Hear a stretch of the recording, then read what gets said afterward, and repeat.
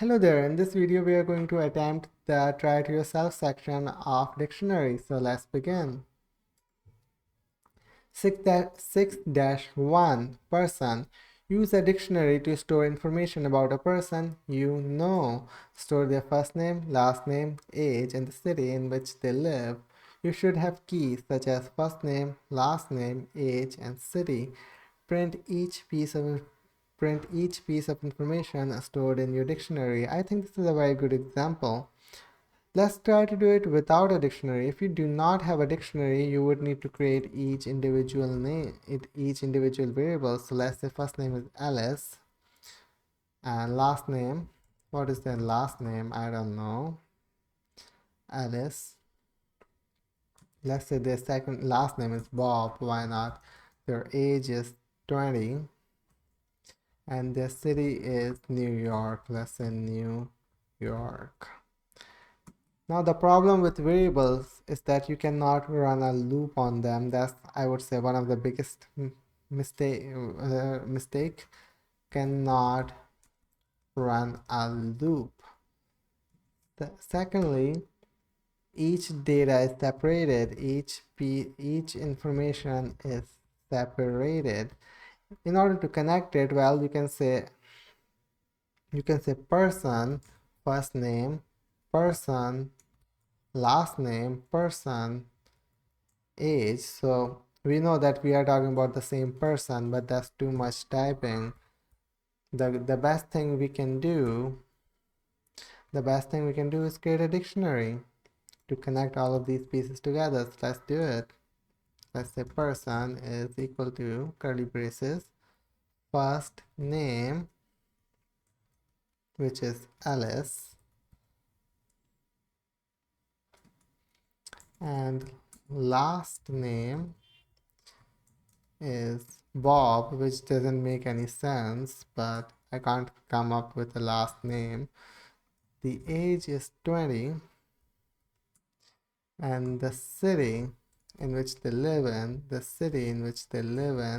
is New York. Now let me remove the variables. Now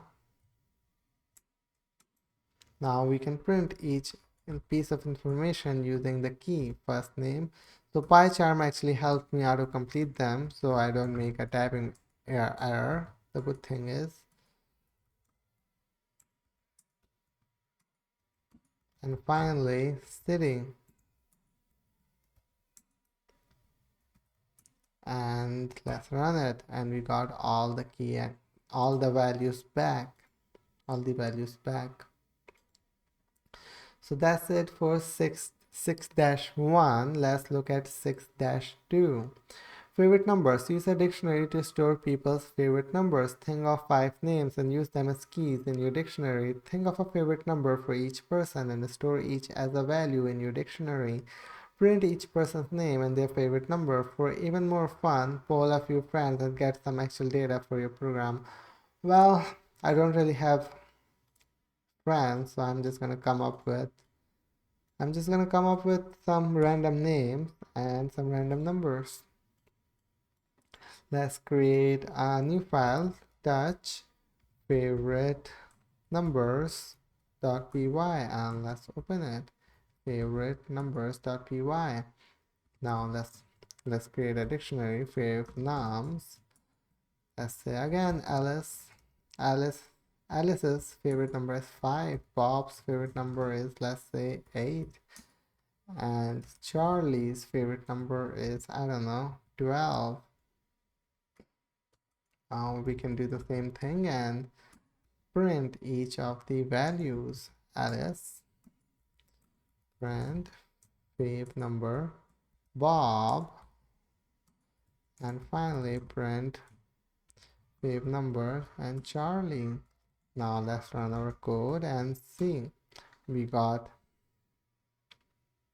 oh, I was running dictionary. No, I'm gonna run fav number.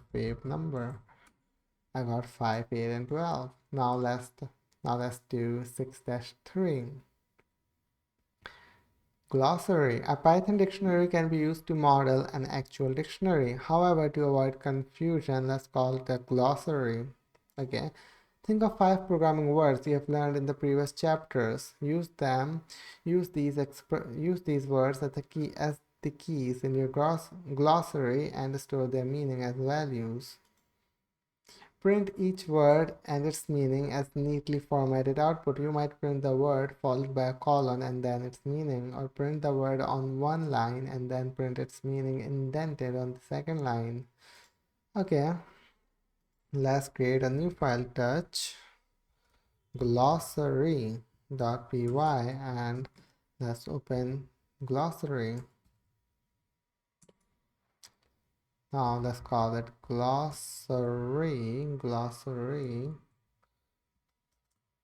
and let's think of some topics that we have learned. Well, let's say operator, a symbol used to perform calculation. We can do variable, a label used to assign to a value. We can use list. List is a collection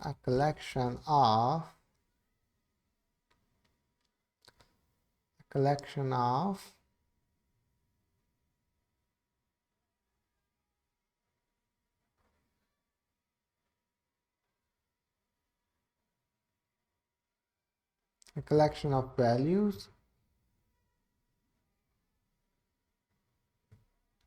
that can be accessed using indexing. Tuple, similar to a list but cannot be modified. Now let's do dictionary, a collection of key and value pairs. Now we can print each of them. This is where a for loop will be very helpful. However, we are going to talk about for loop in the next section, so let's not use for loop here. So let's print the key first. So let's say operator, and we can do a colon. Let's do an F string here, and we are going to use double quotes because in order to get each item we will be using single quotes. So operator colon, and then let's access the definition, operator. Now see here, I made an O uppercase on purpose, but here I have to make sure I spell it correctly. Now you can copy and paste if you want to. Let's do variable and variable here, and list here, and let's do a few more. Tuple and a dictionary and dictionary. Now let's run our code, python glossary.py. Now we got each value. Now we have typed the keys manually and we got each value from here. Now just to show you how we could do that in using a for loop, it's very easy.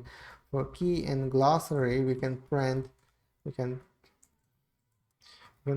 key.title and then a colon and glossary key. Now that's how you would do it using a for loop. See how simple the code is for glossary, and you would get the exact same result. Now if you want to line up each definition, each name, or each topic name, you could use a print trick like this, and everything will be lined up. Let me show you. See? Now, in the next topic, we are going to study how to use for loop with a dictionary. For now, this is more like a teaser for you. So I hope everything makes sense except this one, because I haven't explained this one yet. But everything else makes sense, and I'll see you in the next one. Bye bye.